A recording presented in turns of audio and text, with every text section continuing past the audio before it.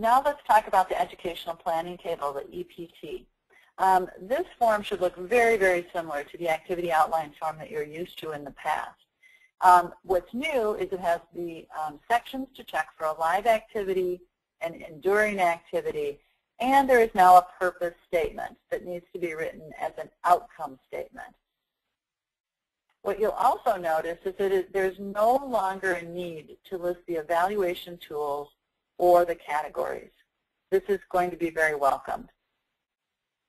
This is an example of an educational planning table that's been completed for an upcoming program. As you can see, it's been identified that it's a live activity. You can also see the purpose statement.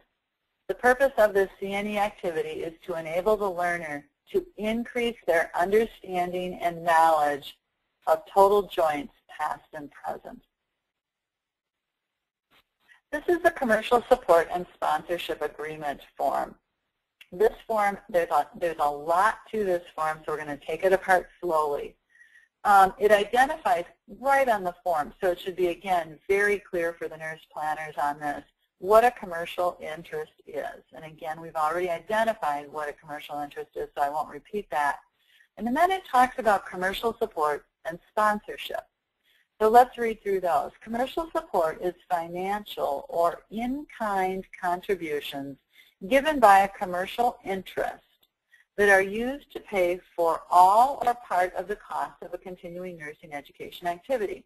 Now what's key in here is that it's coming from a commercial interest, a group that produces, markets, resells, or redistributes healthcare goods or services consumed by or used on patients. So that's a commercial support definition. Sponsorship is financial or in-kind contributions from an organization that does not fit the category of a commercial interest that is used to pay for the costs of a CNE activity. So it's essentially anything other than commercial interest that's giving or providing financial or in-kind contributions. Here's an example of the CSSA form in sections 1 and 2 that we just reviewed. So the name of the commercial support or sponsorship company is identified. The name of the representative is identified. The description of the in-kind donation. So they're providing dinner, and the projected cost of the in-kind donation is $500. It's not required that this be an exact number in terms of the projected cost, but it should be a close estimate. The second section describes the NAEON commercial support and sponsorship policy. And I think it's important that we go through this as piece by piece, so we'll go through the individual points.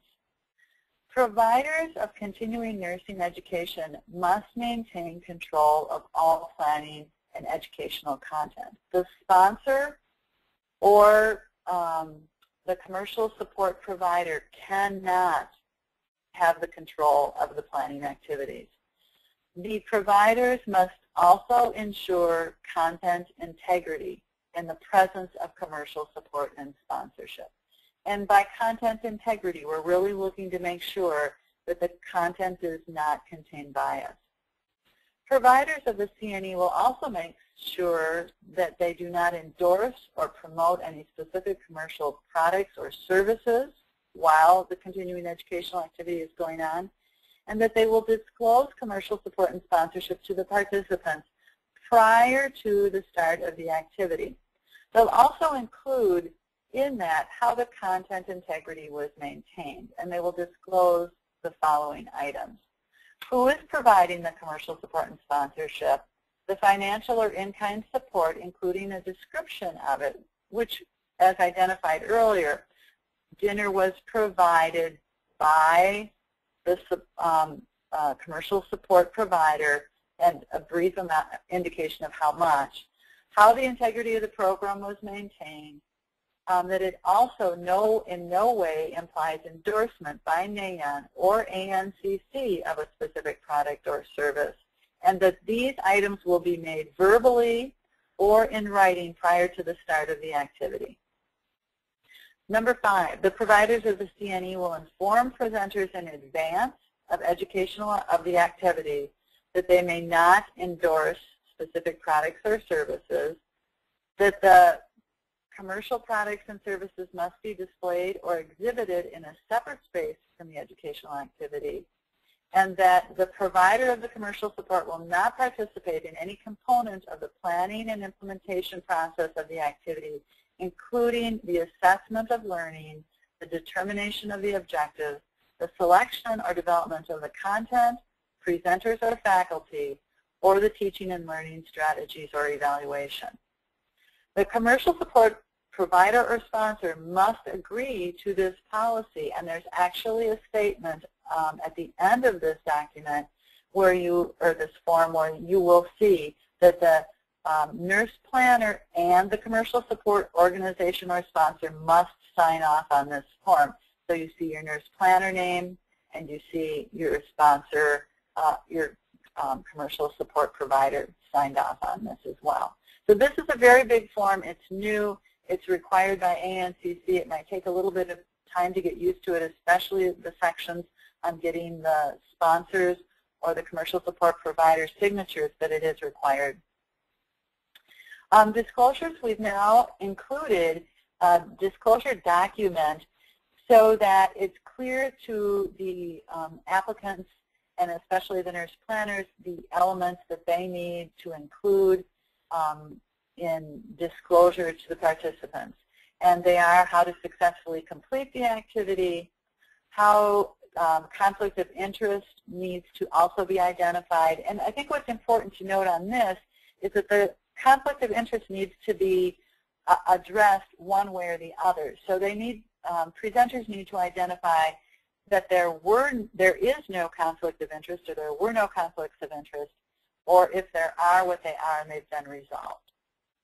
Commercial support and sponsorship must also be disclosed, and how you maintain program integrity, and then again, non-endorsement of products by NAEON or ANCC.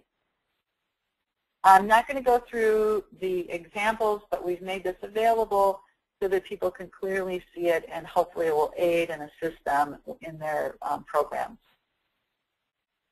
The Marketing Forum Guidelines document will identify the essential elements that nurse planners and program planners need to put on their marketing material.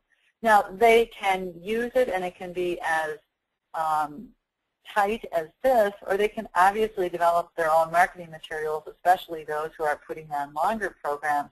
But these are the essential elements that must be somewhere on their program. And what you'll see that's key in here is the identification of commercial support and sponsorship needs to be identified here, and what it is, who's providing it, and it's in the form of a dinner or marketing material costs are being covered. Whatever it is, this document would be where you would start to disclose it for the participants. We also now have our evaluation form that is required for everyone, and the first page of this should look very, very similar, because it's essentially the same page as was on the old marketing or the old evaluation form. So I won't spend time on this. What I will spend time on is the second page.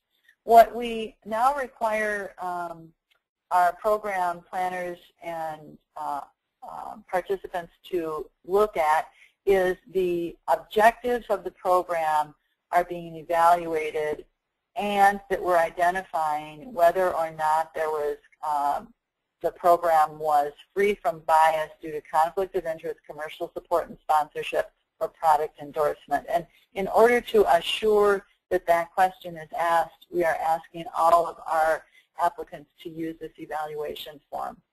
The actual objectives will be entered by the nurse planner once they've been approved by NAEON. So approver unit reviewers will not see this evaluation form. The applicants don't need to attach it, but we will be looking at this post-program when we do our annual audit and look at the the evaluation summaries from the programs.